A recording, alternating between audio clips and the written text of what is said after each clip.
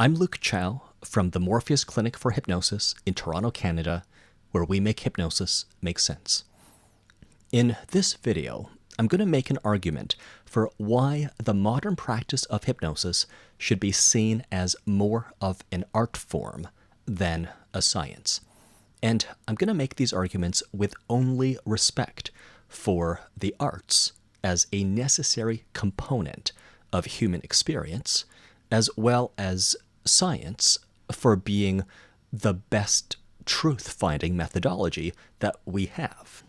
Often people believe that if something is scientific, that if we apply that adjective to a practice or an endeavor, that it's somehow better, that it's somehow more legitimate because it's scientific.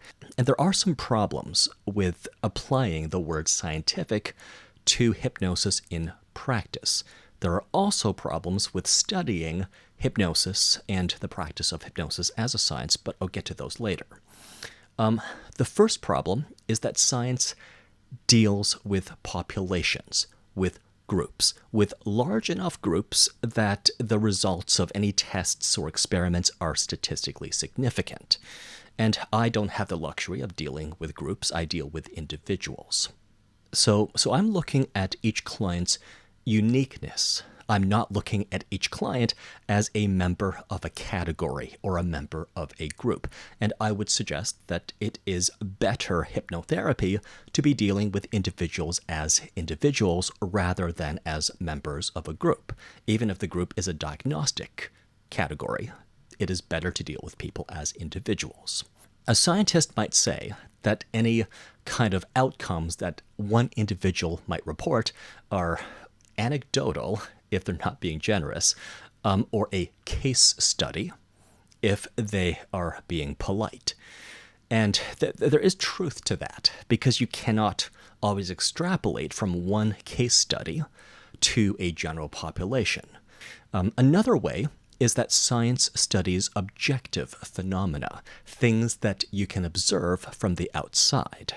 If you've ever seen my breakdown of a hypnosis session video, you can see that someone who is hypnotized doesn't really look like they're doing much of anything. They kind of look like they're asleep. Now, if you pay very close attention, sometimes the breathing changes, sometimes the facial expression changes in response to something that I say. But what is much more interesting, what is much more compelling, is the client's internal experience, or in other words, their subjective experience. Hypnosis deals with subjectivity. We don't really deal with the objective world. The objective world is kind of what it is, and what we deal with is how people might perceive the objective world differently, such that they are calmer or happier or whatever else it might be. Finally, in my professional practice, I get paid to influence people, to affect the client's thinking and feeling and behaviors. I don't get paid really to study them, and a scientist will study their subjects so as not to influence them during the study of their subjects. It would be bad science if the experimenter affected the results of the experiment with their presence. So in pharmaceutical research, science has come up with the double-blind, placebo-controlled study, which is the highest standard. And as far as I could tell, it's literally impossible to design a double-blind, placebo-controlled study of hypnosis, because what is the placebo hypnosis? If the hypnotist just speaks gibberish, both the experimenter and the subject will catch on that they are in the placebo group. So it's not possible, as far as I could tell, to design a placebo-controlled study of hypnosis. Also, when my clients work with me, they haven't signed up to be followed or studied long term.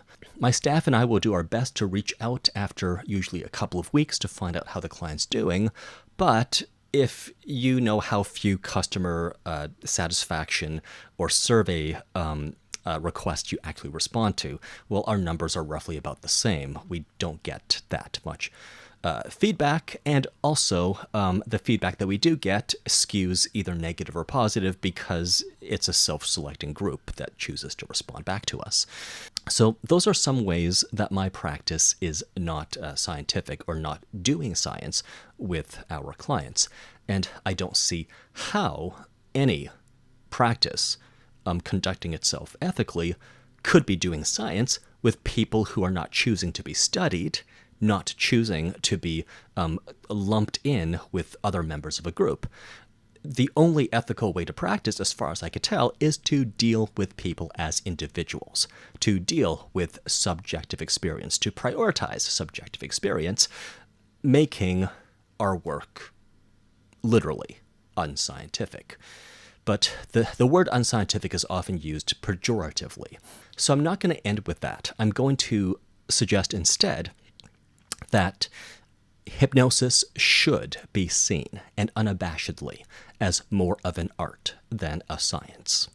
Although I do everything I can to make sure I'm firmly grounded in good epistemology, I still see myself as more of an artist than a scientist. Other than the induction and the emergence, I don't use scripts. I will have listened to the client, talk about their problems first, and then I will be using language, metaphor, cadence, really a lot of poetic techniques in order to deliver messages that are ideally resonant with the client for sure. And knowing as little about each client as I do, to deliver messages that are universally resonant on a human level. There's a false idea that human beings are very, very different from each other, but when you work with enough people, you'll see that human beings are much more similar to each other than they are different. So when I do my work, I simultaneously perceive my inner world with my imagination, my critical thinking, my values, my moral reasoning, and so on.